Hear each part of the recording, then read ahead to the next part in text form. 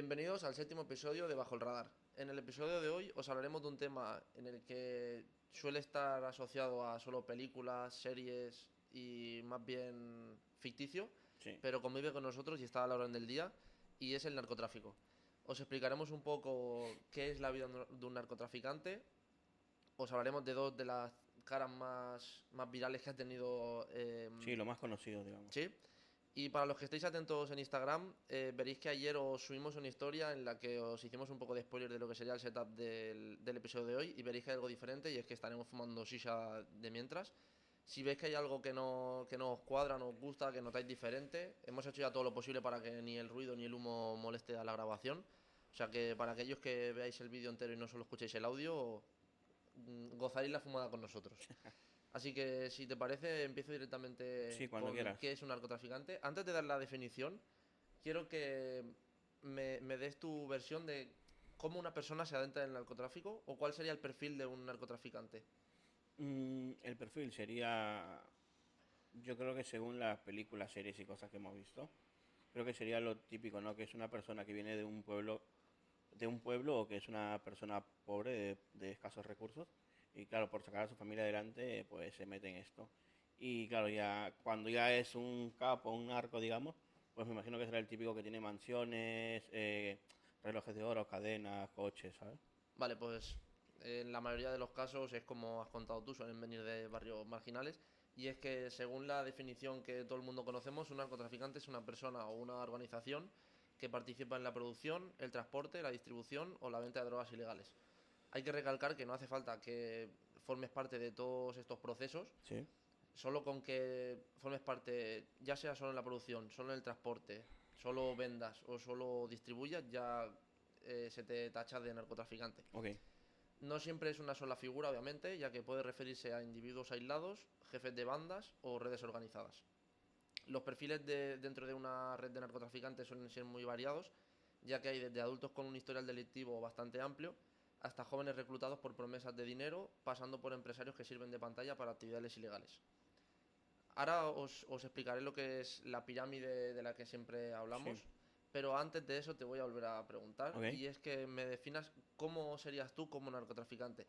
Digamos que eres un narcotraficante. Obviamente los narcos tienen mucho dinero. Sí. No vamos a ponerte al nivel de los máximos exponentes, o sea, del más famoso del mundo, pero Ok. sí que tengas mucho dinero. Mucho ¿Cómo dinero. sería tu vida? Eh, yo creo que si yo fuera narco llevaría una vida paralela. Con esto me refiero a que yo no daría a conocer ni, o sea, no sería la cara del cártel, digámoslo así. Dejaría que la cara sea mi mano derecha para que el día de que pase algo, pues no, y pillen al cártel, pues no me vea yo involucrado, ¿sabes? Vale, o sea, tendrías lo que sería una doble vida. Sí, digámosle que sí. Llevarías una vida normal y a la noche, por así decirlo, te giras la careta y manejas el cartel. A ver, no tanto como llevar una doble vida, pero, o sea, no demostrar que yo soy el jefe del cártel. Con esto me refiero a que no ostentar mansiones, ni dinero, ni, ¿sabes? Ni lujos. Obviamente no vivirías en una, Claro, en una chabola ni irías en bicicleta, pero claro, pero igual me montaría un negocio pequeño, pues por el cual yo poder demostrar de dónde saco. Porque, a ver, normal tendría que trabajar para poder viajar y comer por ahí, ¿no? pues esto que acabas de decir viene muy bien, porque lo explicaremos más adelante, el tema de los negocios para blanquear dinero, o al menos demostrar que generas dinero a partir de algo legal, es muy importante. Pero antes de esto voy a explicarle el tema de la pirámide, y es que las organizaciones suelen tener distintos roles, obviamente, y empezando de mayor a menor relevancia. En la punta de la pirámide tendríamos al líder o al jefe. ¿Mm? Son los que toman decisiones estratégicas y controlan los recursos. Ok. Debajo de los líderes tendríamos los intermediarios y los gestores, que son los que coordinan contactos y la logística. Después estarían los operativos, que son aquellos que ejecutan tareas en la calle o en el terreno.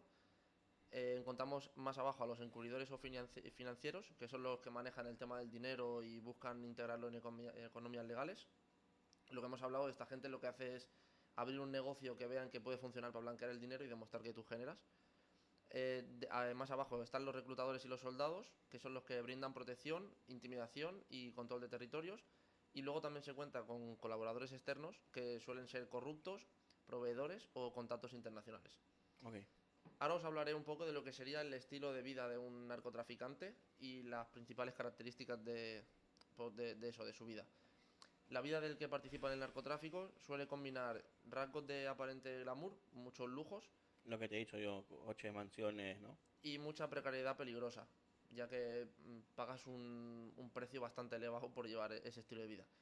El primer aspecto es el tema de la riqueza aparente y el consumo ostentoso, y es que algunos miembros muestran coches caros, fiestas, casas, mansiones, todo tipo de lujos, y esa ostentación sirve para demostrar éxito y atraer aliados. Al final, un narco que es muy conocido y tú lo ves y va bien vestido siempre, va en buenos Mm. coches, tiene joyas, demuestra como poder. Y sin embargo, esta riqueza no siempre es estable, ya que puede provenir de flujos irregulares y desaparecer con decomisos o conflictos. A mí me gusta aquí compararlo con la típica frase del dinero rápido se va rápido. Ok. El segundo aspecto es el riesgo constante en el que viven, y es que existen riesgos como la violencia entre bandas o con rivales, los arrestos por parte de la policía, traiciones internas dentro de la misma banda y las pérdidas económicas si te falla un cargamento o te lo confiscan y no te sale bien. Todo eso son pérdidas para lo que sería el cartel. Y la vida está marcada por la necesidad de protegerse, evitar a las autoridades y mantener lealtades. Al final vives como si vivieras toda tu vida en un pilla-pilla entre la policía y tú, Mm. y dentro de tu misma banda tienes que tener cuidado también de que nadie te falte la lealtad. El tercer punto es el estrés psicológico y las relaciones rotas, y es que vivir en clandestinidad genera estrés, paranoia, problemas de confianza y frecuentemente el deterioro de relaciones familiares. Normalmente las redes, ya lo veremos más adelante, suelen estar configuradas por varios miembros de la misma familia Mm. para evitar temas de traición, Por lo que tú has dicho, la lealtad. pero esto a la vez genera tensión y deterioro porque estás trabajando al final con tu familia, Ya. trabajando, si le podemos llamar un Bueno, trabajo al narcotráfico, y obviamente mientras más relación hay, más deterioro hay de esta.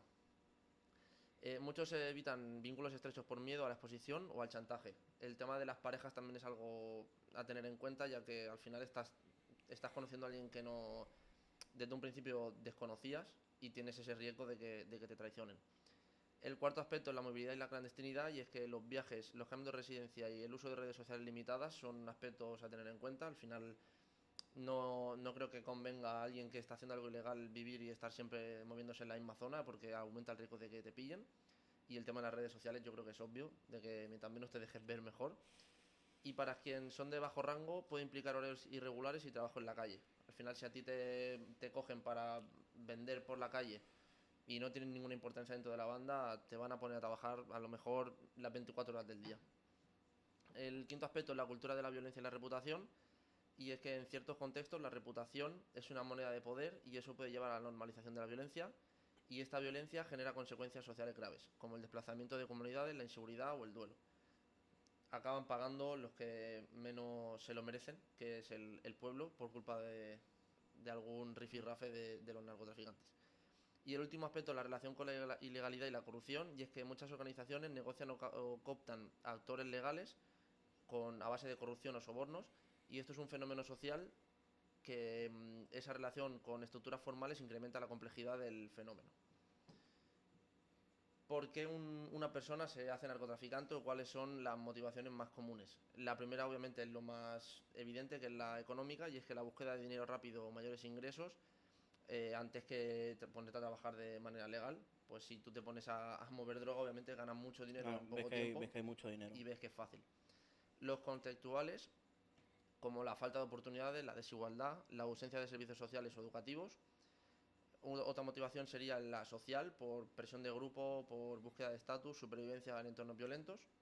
Y la última ya serían forzadas, como en algunos casos la coacción o la falta de alternativas.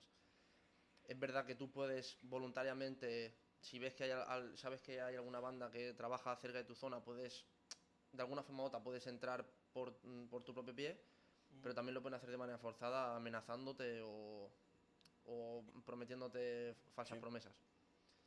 El impacto en la vida personal y comunitaria. Para la persona que trabaja dentro de la red de narcotráfico existe un riesgo de muerte, cárcel, pérdida de familia, adicción en algunos casos y problemas de salud mental.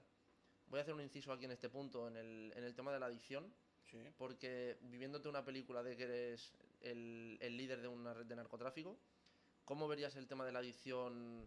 O sea, ¿lo verías un inconveniente, algo que no importa? O sea, si yo fuera el líder, dices.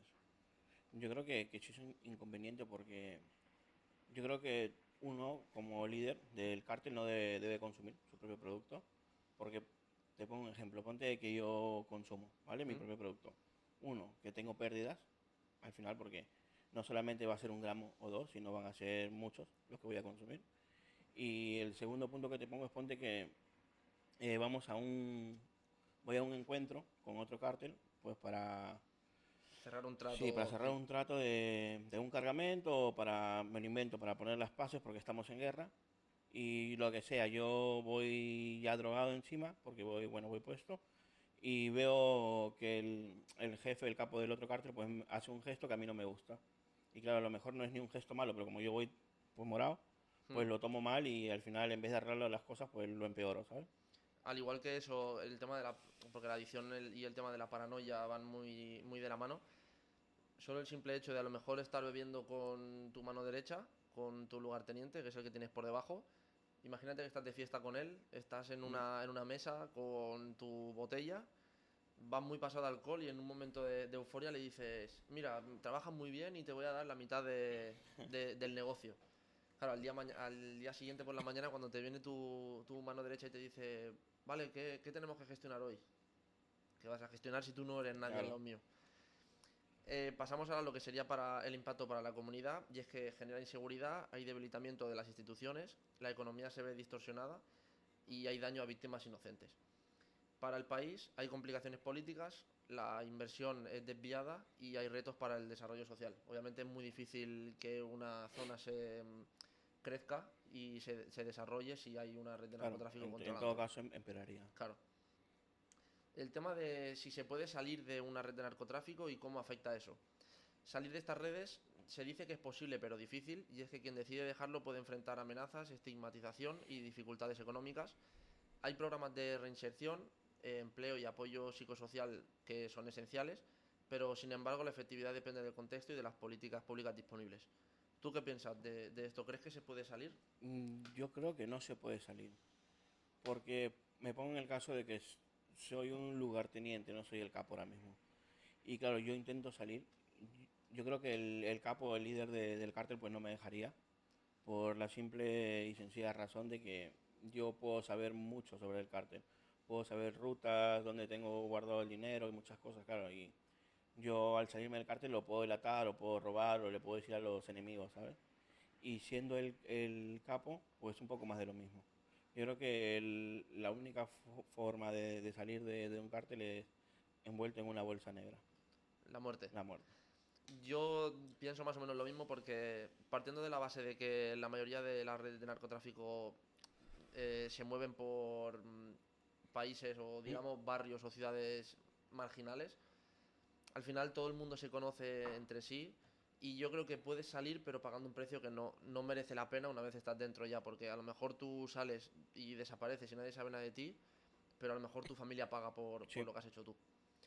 En cuanto a los aspectos legales y éticos, el narcotráfico obviamente es delito en prácticamente todos los países y las multas y las sanciones varían, depende de la zona, pero al final suelen ser desde la prisión a decomisos de bienes. Te quitan todas tus ¿mm? propiedades y tus bienes. Desde un punto de vista ético, el fenómeno genera debate sobre la criminalización y las políticas sociales y la prevención. Pasamos ahora a otro punto y voy a comentar unos aspectos. El primero es la forma general de la estructura, y es que, como hemos dicho, suele ser jerárquica, pero a la vez es flexible, ya que hay una cúpula o liderazgo estratégico, que serían los líderes, y luego capas con distintos grados de autonomía. Según el tamaño y el contexto de la red de narcotráfico, obviamente, una banda puede parecerse a, digamos, dos tipos. Una estructura piramidal en la que está el líder, que tiene a su mando a lugartenientes, el lugarteniente tiene a su cargo capos regionales y estos tienen a... Sí, la típica pirámide que hemos comentado antes. Sí, o una red descentralizada, y es que varios núcleos semiautónomos se coordinan entre sí. Ambas configuraciones buscan combinar el control, la resiliencia y la posibilidad de negociación. Esto lo combino con el siguiente punto, que son las subestructuras y las células, Sí, y es que para reducir el riesgo las bandas fragmentan las tareas en células, que son unidades pequeñas con tareas limitadas y conocimiento acotado. Esto protege la organización si una célula es detectada, pero también complica la coordinación. Obviamente, si tú tienes que controlar un terreno muy amplio, puedes hacerlo tú solo y que todo el mundo trabaje en todos lados, o puedes dividir el terreno en X números o zonas y a cada zona le asignas un grupo y cada grupo trabaja solo en esa zona. ¿Qué pasa? Es muy difícil manejar muchos grupos Sí, y muchas células, pero si tienes 5 células, por ejemplo, a tu mando y pillan a una, es muy difícil que las otras 4 caigan. Y si claro. tú controlas un terreno muy grande, al final tanta extensión tiene un alto riesgo de que por algún lado o por otro te entren, y si cae, cae todo el terreno, por así decirlo. El siguiente aspecto es la gobernanza interna de la disciplina, y es que dentro de las bandas hay códigos no escritos, que son normas internas sobre la lealtad, los castigos de traición y o el manejo de recursos. Y esto viene a ser básicamente el tema de que no hay que traicionar, no hay que hablar mal de gente superior, obviamente no puede robar ni mercancía ni Claro. beneficios. Hay mecanismos de control que suelen ser supervisión por parte de los líderes, hay pruebas de lealtad y redes de confianza basadas en el parentesco o beneficio mutuo. Y la resolución de conflictos suelen preferir mecanismos que eviten desgaste público, todo lo que pueda quedarse dentro de lo que es la banda o entre la banda y los negociadores y no salga a los medios es beneficioso. Y cuando estos fallan, el conflicto puede escalar con graves consecuencias para la comunidad. Te hago una pregunta, Hmm, porque por lo que he visto en algunas películas o series, tú si fueras el capo, hmm. ¿vale? Y tienes una hermana, ¿permitirías que tu hermana esté con alguien del mismo rublo que tú? Yo creo que no, pero es algo. O sea, al final, si ya no. Si sin ser narcotraficante ya es difícil como negar una relación Sí, de un hermano o una hermana con alguien que no te gusta, porque al final el que decide es él. sí, Yo creo que en el mundo del narcotráfico tiene que ser aún más difícil. ok. Porque una vez estás dentro, luego lo veremos cuando hablemos también de los personajes que vamos a hablar, toda la familia acaba metida dentro de la misma bolsa, por así decirlo. Y entonces lo que intentaría es que esté lo menos vinculada posible a la banda. O sea, que sí, que pueda ser la pareja y a lo mejor pues viva la vida que se puede permitir, pero en el caso de que la atrapen, que el castigo sea el menor posible dentro de lo posible. Ahora os hablaré un poco de lo que son las finanzas, y hay tres aspectos: la diversificación, y es que los ingresos pueden provenir de varias actividades ilícitas o de negocios legales como camuflaje económico, lo que hemos hablado. Sí, Tú puedes sacar $1 millón por pasar un cargamento de cocaína, o lo puedes blanquear a través de un negocio. La reinversión, y es que una parte se reinvierte en la estructura, hay pagos, hay sobornos, claro, hay que comprar más material, hay que comprar, me claro, al imagino que final, armas y cosas. si tú puedes pasar, me lo invento, 200 toneladas de cocaína cada X tiempo, y tú inviertes en más, por decirte un ejemplo, más camiones, más aviones, le pagas a más policías para que Sí, no te entorpezcan, pues al final es una inversión porque acabas ganando más dinero. sí, Las vulnerabilidades financieras, y es que hay grandes movimientos de dinero, atraen atención estatal y generan riesgos de reputación. Lo que hemos hablado antes, mientras más ostentas, más llaman la atención y más riesgo hay de que te cojan. La cultura organizacional y las motivaciones, existe la lealtad y el miedo, ya que la combinación de incentivos económicos, los lazos personales y los mecanismos de coerción sustentan la cohesión. El código de honor e identidad, y es que en muchos grupos existe una narrativa que justifica la actividad y refuerza la pertenencia. Y la movilidad social, es que para algunos miembros la banda es una vía de ascenso económico o estatus donde no hay opciones legales claras. Dentro de una banda tú puedes marcarte como objetivo o empezar como desde abajo del todo y llegar a lugarteniente. Esto te da más reputación dentro de lo que es la banda y hacia otras bandas de la zona, y obviamente mientras más alto estás, más dinero ganas. Claro, yo me imagino que dentro de la organización puedes escalar, ¿no? Sí, Pero no puedes llegar a ser líder.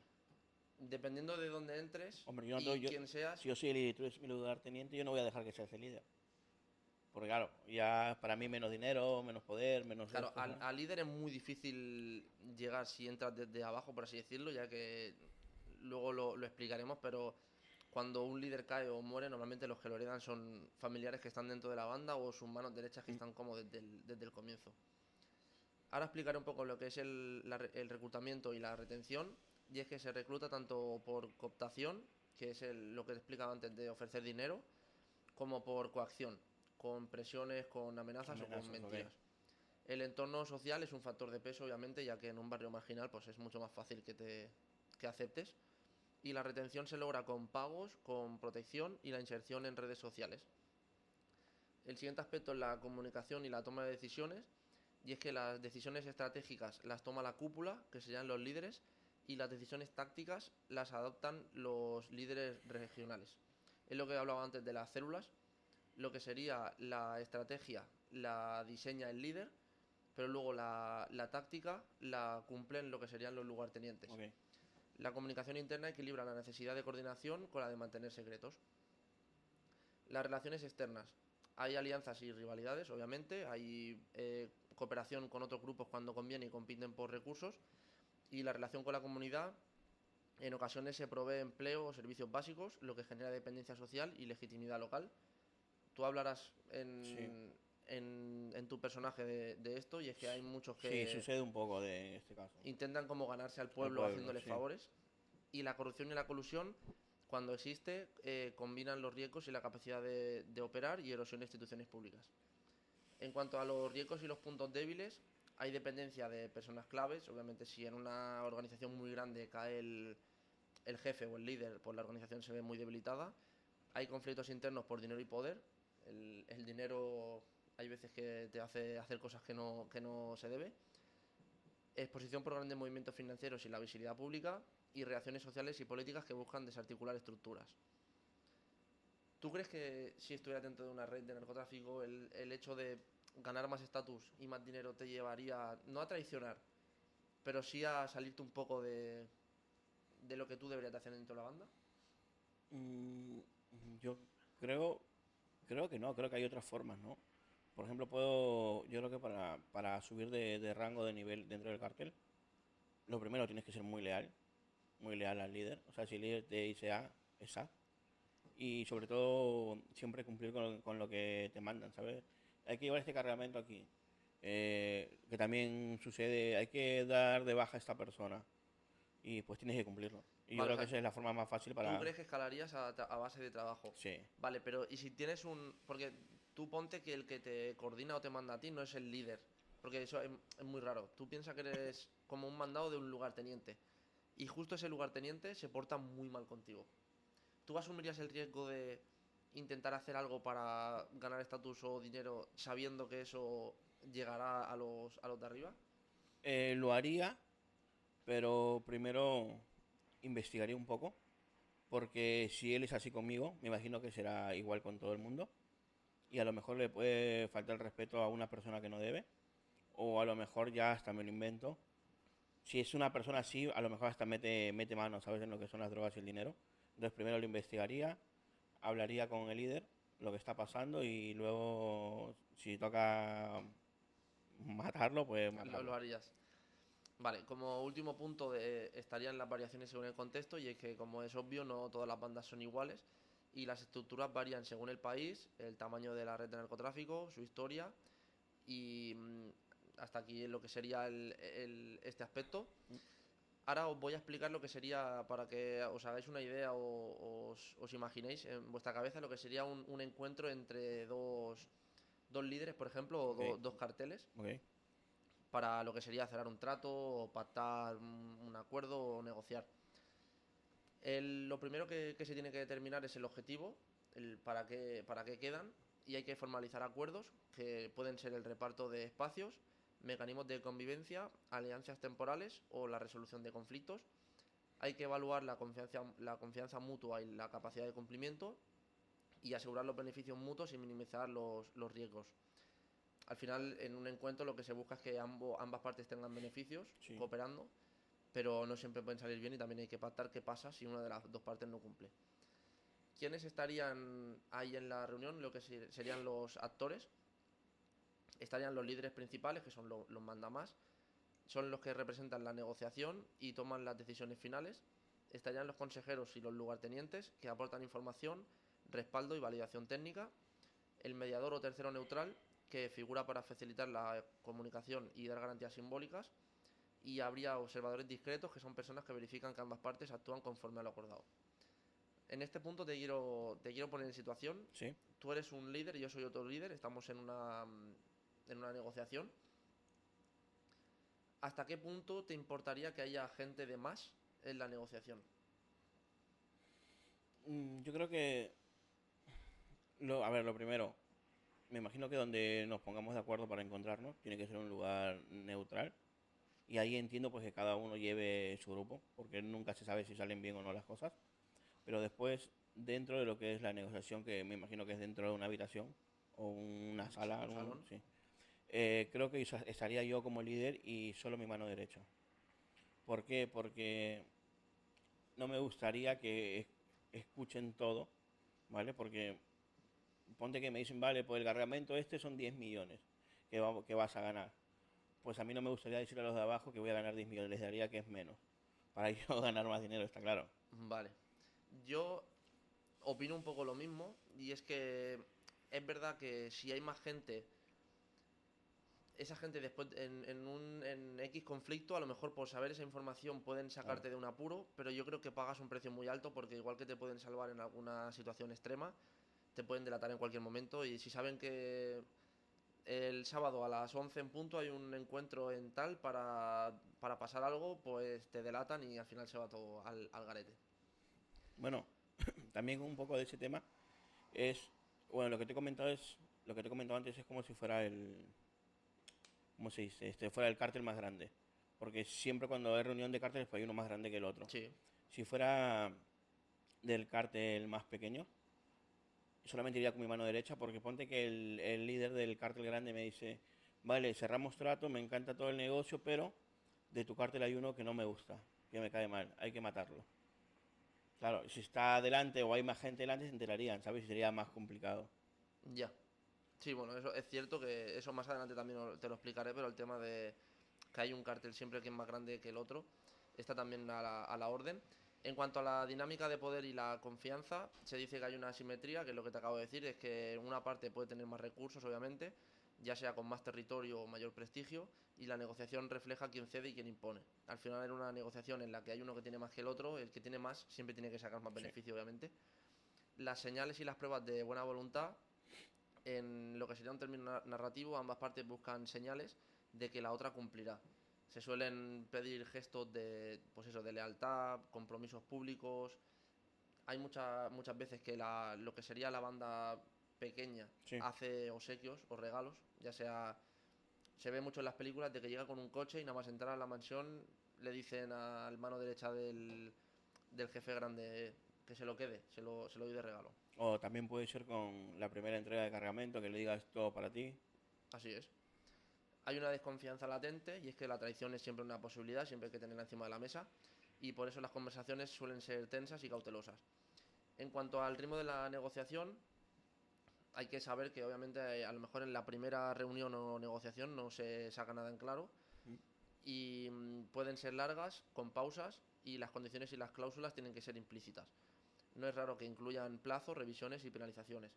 Es muy típico el hecho de decir, cerramos un trato para pasar X mercancía, pero tienes 72 horas para hacerlo. Si en Sí. 72 horas no lo has hecho, me la quedo o no trabajamos más juntos. Los temas habituales suelen ser el reparto de influencia y las responsabilidades, los mecanismos para resolver desacuerdos que puedan suceder, los límites, hasta dónde está permitido y qué se puede hacer y qué no, las compensaciones en caso de que una de las dos partes no cumpla y los medios para limitar la violencia y proteger intereses comunes. Al final es obvio de que ambas partes tienen que salir ganando.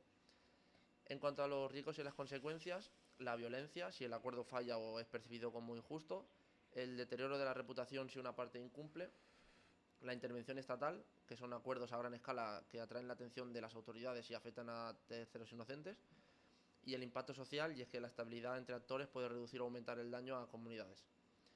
Elementos de seguridad narrativa, que es lo que suelen evitar. No suelen incluir detalles sobre los lugares específicos, hay métodos de comunicación, el dinero, la logística ni procedimientos, y suelen enfocarse en motivaciones, emociones, tensiones y consecuencias humanas.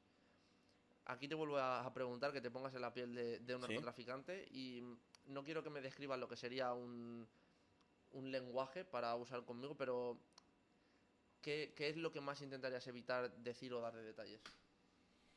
Sobre todo evitaría pues nombres, lugares, fechas, horas. Creo que eso es lo más importante porque a ver, siempre tienes la policía detrás y a lo mejor están escuchándote y es pues para que no te pillen. Entonces trataría de, no sé, de inventarme o inventarnos un lenguaje, ¿no? Como, no sé, me lo invento. Hay que ir al McDonald's. Pues entonces tú ya sabes que si yo te digo eso es porque tenemos que vernos, ¿sabes? Para llegar a un acuerdo o lo que sea. Claro, yo de hecho aprovecharía y en el momento de que se haga como la primera reunión de lo típico de, pues, de presentarse o saber qué hace cada uno, aprovecharía para en ciertas expresiones o frases que la frase, por ejemplo, ir al McDonald's, Ujú. no sea solo el hecho de tenemos que vernos, sea desde que se dice esa frase, Vale, te el entiendo. siguiente sábado a X hora, en X sitios, siempre quedamos para cuadrar el encuentro. Yo también tengo que decir que de los que hablaremos ahora, obviamente no es lo mismo la comunicación en los años 80 o en los años 70 ¿Mm? que hoy en día, porque al final la tecnología te da muchas facilidades, pero también te supone un mayor riesgo, ya que no es lo mismo tener que hablar, no digo por cartas, pero sí del boca a boca que por teléfono porque te tienen controlado Claro. todo el rato. Hasta aquí lo que sería, para que la gente en casa ubique lo que sería un narcotraficante, cómo viven y su estilo de vida.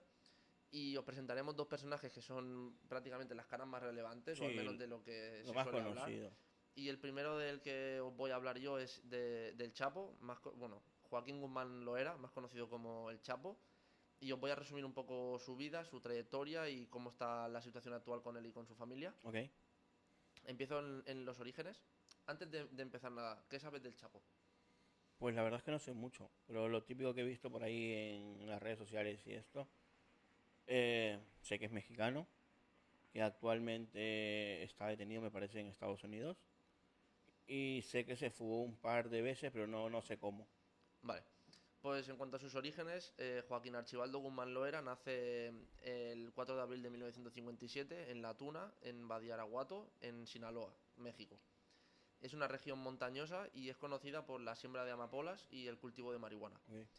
El Chapo, como hemos dicho al principio del podcast, cumple con los estandartes de una persona que se inicia en el narcotráfico, ya que viene de una familia campesina pobre, lo que lo empujó desde joven a involucrarse en actividades ilegales y al narcotráfico. Sus primeros pasos en el crimen organizado empiezan en los años 70 y 80 y es que trabaja como operador de bajo rango para Miguel Ángel Félix Gallardo, que era conocido en esa época como el Padrino y era el jefe del cártel de Guadalajara. Tras la captura de Félix Gallardo en el 89, el cartel de Guadalajara se fragmenta en varios grupos y el Chapo aprovecha para fundar el cartel de Sinaloa, que con los años se convierte en uno de los más poderosos del mundo. Ok. Su ascenso al poder tiene lugar durante los 90 y es que el Chapo se vuelve famoso por sus habilidades logísticas. Fue el primero en usar túneles fronterizos para pasar droga hacia los Estados Unidos. Dicen que el Chapo era un estratega, era un genio de la estrategia. Dice que, o sea, gran parte de su éxito se debe a su capacidad intelectual a la hora de planear y controló rutas clave y expandió su influencia a nivel internacional y su reputación creció como líder violento pero también astuto en los negocios. Su primer arresto y su fuga del 2001. En 1993 es arrestado en Guatemala y lo extraditan a México e ingresa en el penal de máxima seguridad de Puente Grande en Jalisco, esto en México. Ok. Tras 8 años preso, en el 2001 protagoniza su primera fuga legendaria y es que se esconde en un carro de lavandería con ayuda de funcionarios corruptos y a partir de ahí su figura se vuelve un mito en el crimen organizado. Tengo que dar un apunte y es que en Netflix, para la gente de casa, hay una serie que se llama El Chapo. Yo la he visto varias veces, tú no sé si la has No visto. lo he visto. Luego apúntatela porque es buena. Si os interesa conocer un poco más la vida del Chapo y ver en vuestros propios ojos lo que es la vida de un narcotraficante y cómo convive, es muy buena y en la fuga del carro de la lavandería se ve cómo negocia dentro de la cárcel, empieza negociando con guardias, con jefes y acaba teniendo una cárcel a su gusto prácticamente. Y en un turno de lavar sábanas, se esconde en el carro, se tapa con sábanas, un funcionario lo lleva de la cárcel a un camión, echa lo que sería el carro envuelto de sábanas y él está dentro y con el camión sale de la cárcel y la verdad es que está muy bien recreada. En la década de los 2000 se dice que es su época de consolidación Y es que tras su fuga aprovecha y fortalece el cártel de Sinaloa y lo expande a decenas de países. Se convierte en uno de los hombres más buscados del planeta, obviamente, y la revista Forbes llevó a incluirlo varias veces en su top de personas más ricas del mundo, hasta el año 2014, donde llega su segundo arresto. En febrero es capturado nuevamente en Mazatlán, en Sinaloa, México, durante un operativo conjunto del Ejército y la Marina. Lo trasladan al penal de máxima seguridad del Altiplano. Esto sigue siendo en México, ¿vale? México, ok. El 11 de julio de 2015 llega su segunda fuga, y es que el Chapo se fuga de manera cinematográfica, o sea, nunca mejor dicho, de película. Hace un túnel de 1,5 km con ventilación, y a través de una moto adaptada que construyen lo llevan desde la ducha de su celda hasta una construcción fuera del penal. Esta fuga fue un golpe durísimo a la credibilidad del gobierno, obviamente, y refuerza su fama internacional. ¿Cómo tiene que ser que tú te escapes haciendo con una cuchara un agujero en la celda y una moto te lleve por un túnel de la cárcel a lo que sería un hangar o una nave fuera de la cárcel? Tienes una locura, ¿no? Yo lo que más curiosidad me da, yo creo, es cuando tú ya sabes que el plan está en marcha, el vivir con la intriga esa de si te pillan y saben Ya. que te vas a escapar, o te trasladan a una cárcel con más seguridad, o al final acabas. O también estar con nervios, ¿no? De saber que en cualquier momento tengo que salir corriendo. Buah.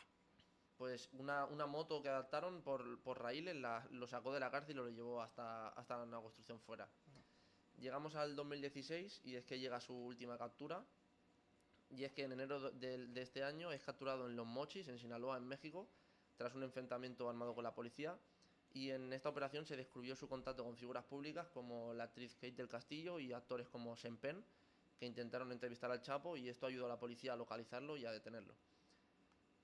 Entramos ya en lo que sería la caída del Chapo, y es que en enero de 2017 es extraditado a Estados Unidos. Y ya sabes que para los delincuentes en sí, cuando entras en Estados Unidos Es lo peor se que te hay. acaba el chollo. Sí. Y es que enfrentó un juicio histórico en Nueva York, y en 2019 fue declarado culpable de 10 cargos, que yo poco lo veo para todo lo que hizo, incluyendo narcotráfico, lavado de dinero y crimen organizado. Fue sentenciado a cadena perpetua más 30 años de prisión, y actualmente cumple condena en la prisión de máxima seguridad del ADX de Florence, en Colorado, y es conocida como la cárcel más estricta de Estados Unidos. Ahí se dice que ni Dios lo saca de ahí, Yo creo que de esta no sale, ¿eh? Ni con túnel, ni con moto, ni con nada. ni en avioneta. ¿Qué va? En cuanto al legado y su impacto, su vida estuvo marcada por el poder, la violencia y dos fugas que quedaron en la historia criminal de México. Pasó de ser un campesino pobre a liderar un imperio de droga global, y hoy en día es un símbolo como la corrupción y la debilidad institucional pueden permitir el ascenso y caída de un capo de tal magnitud. Ahora os hablaré un poco de lo que es su familia y su círculo Sí. a día de hoy, cómo ha quedado.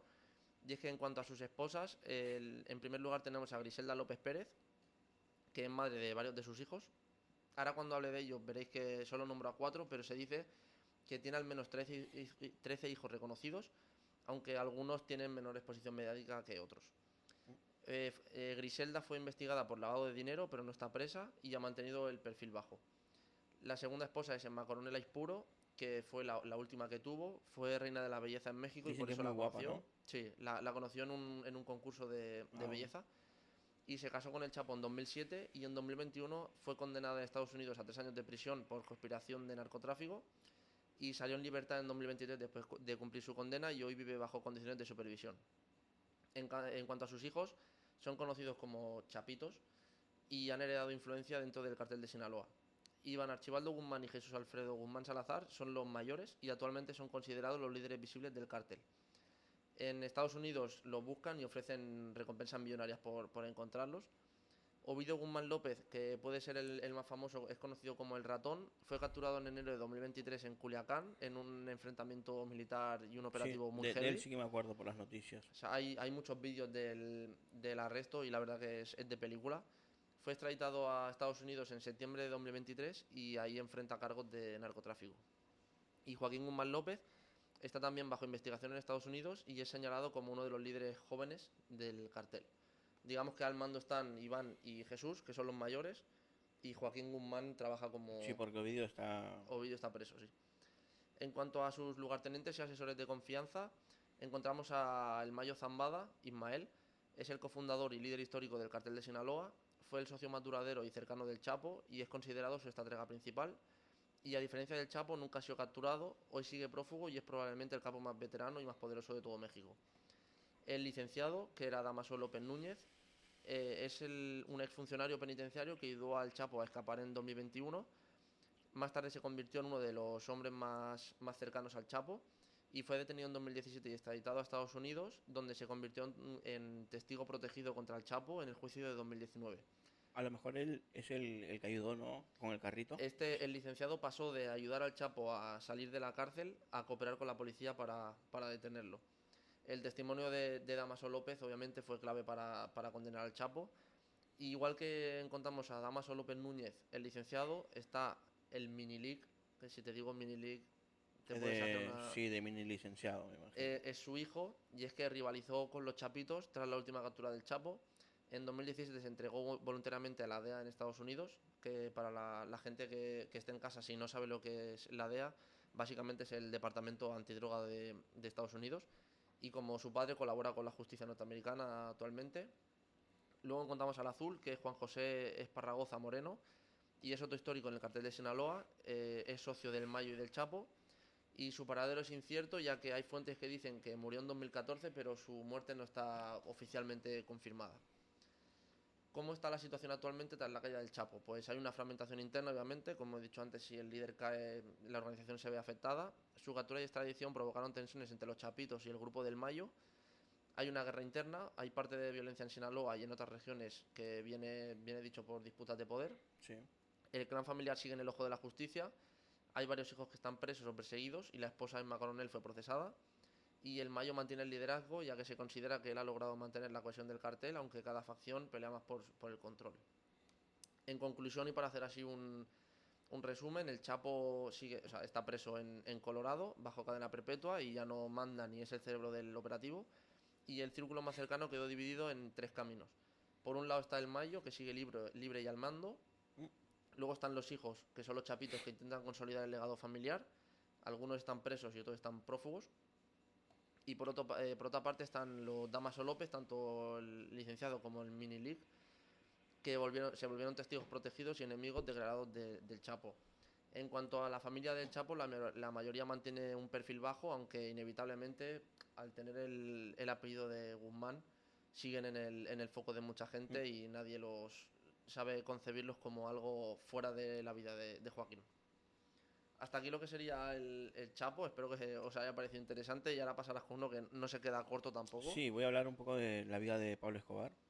Voy a dar unos puntos claves para ir paso a paso en su historia, porque si nos ponemos a hablar de la vida del Chapo y de Pablo, no podemos estar acá días. Pero bueno, la infancia y juventud de Pablo Escobar suele ser entre 1949 y 1970, ¿vale? Pablo nace el 1 de diciembre de 1949 en Río Negro, Antioquia, pero se cría o crece en Medellín.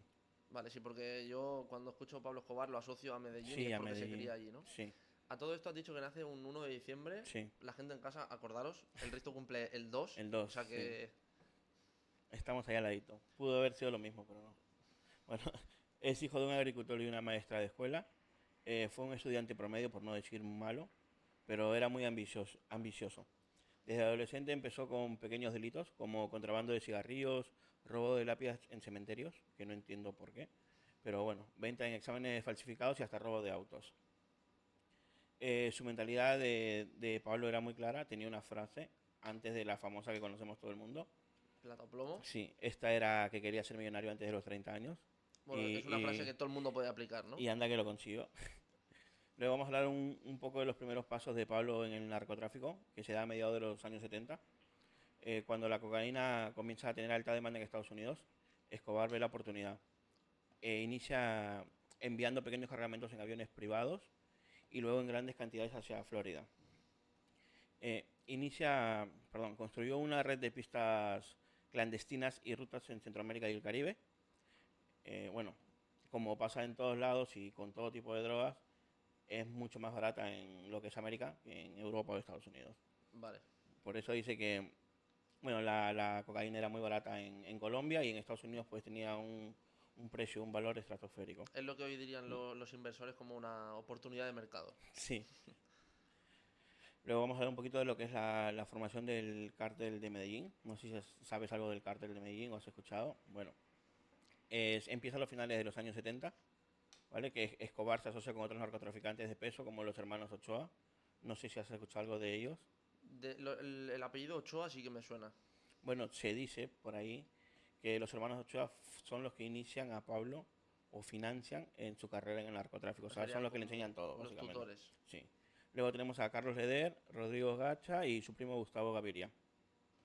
Bueno, nace el cártel de Medellín. En pocos años dominó el 80% del mercado mundial de la cocaína. El 80% del mercado mundial es mucho, ¿eh? Bueno, yo creo que es el 80% porque lo que comentábamos antes es en épocas distintas a Chapo.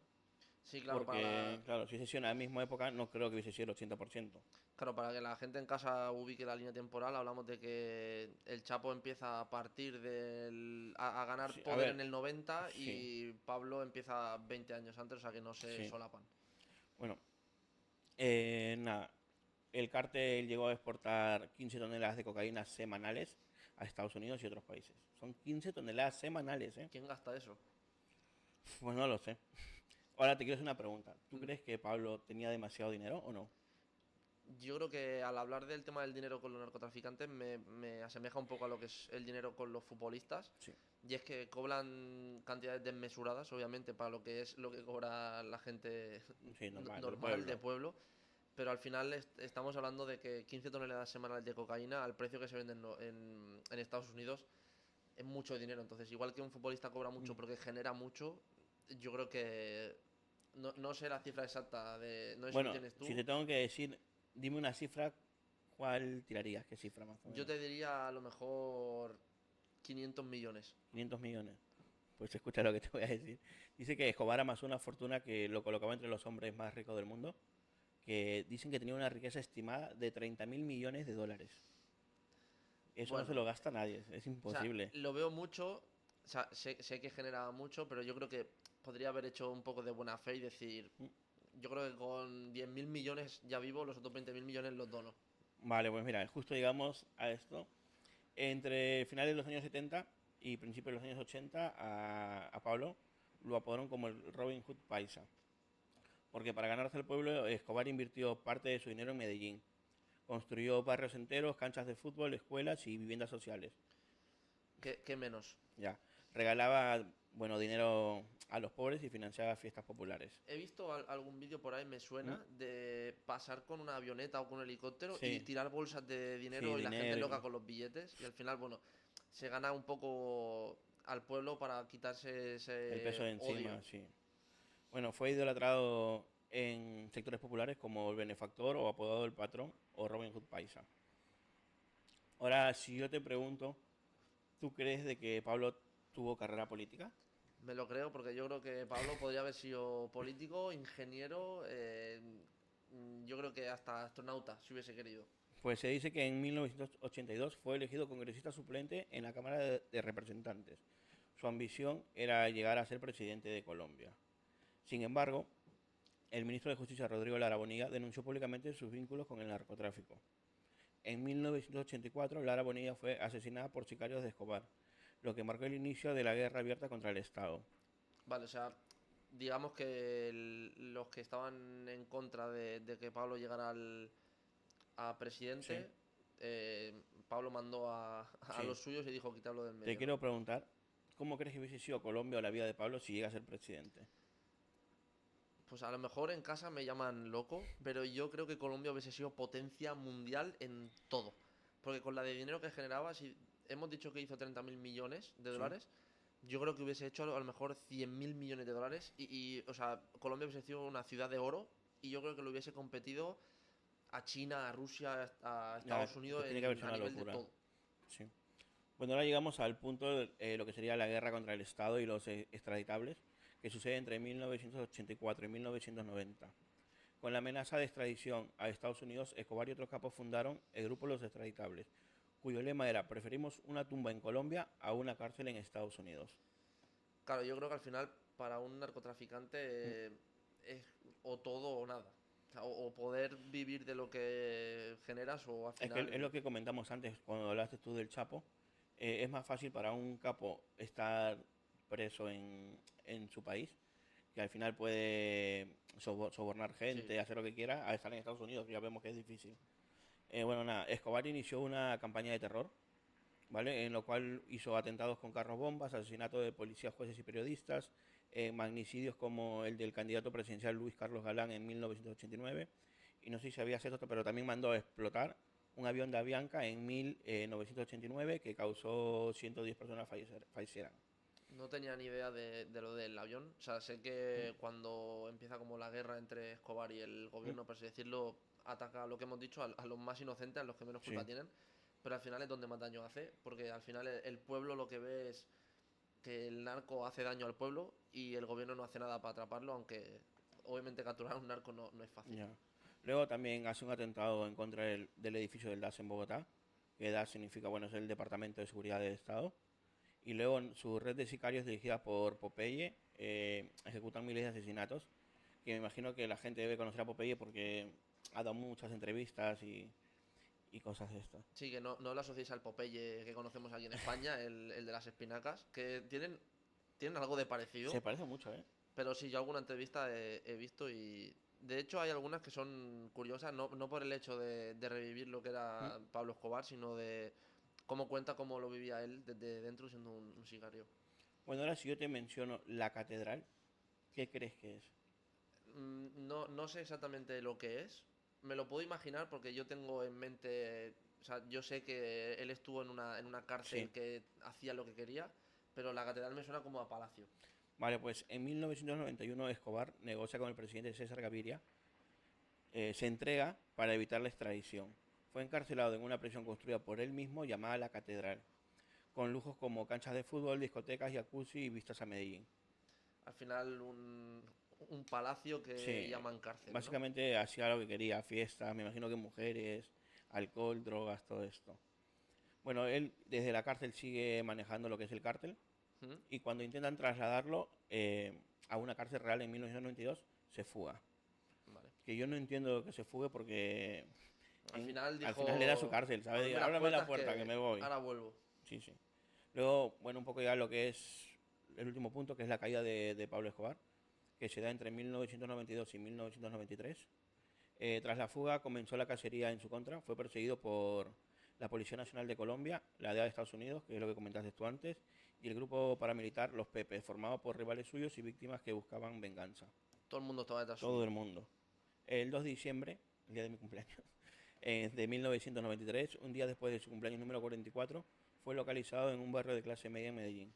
Murió abatido en un tiroteo en un tejado, aunque hasta hoy circulan teorías de que pudo haberse suicidado para evitar ser capturado. ¿Tú qué opinas de eso? ¿Que lo Yo, capturaron o...? por lo que he visto, o sea, yo he visto por ahí un vídeo que circula en el que está Mm, como escapándose de la casa y pasa de tejado en tejado y le dan un disparo en la cabeza. Pues yo creo que él se suicida. Se suicida. Porque él no quería ser capturado por lo que es la DEA y esto porque no quería ser extraditado, ¿sabes? Claro, porque lo que hemos comentado antes, para un narcotraficante o un delincuente en sí te extraditan a Estados Unidos Es y lo se peor te que hay, acaba. sí. Ahora te voy a comentar un poco los que son sus principales aliados.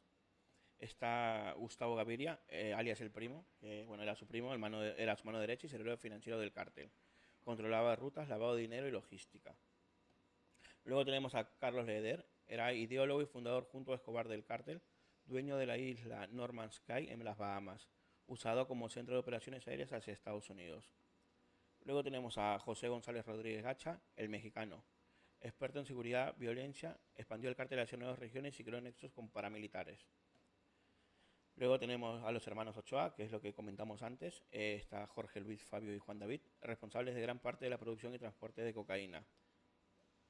Está John Jairo Velázquez Vázquez, alias Popeye, jefe de sicarios encargado de asesinatos selectivos y atentados.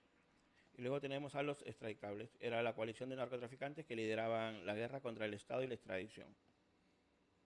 El legado de Escobar, bueno, fue amado y odiado, como dijimos antes.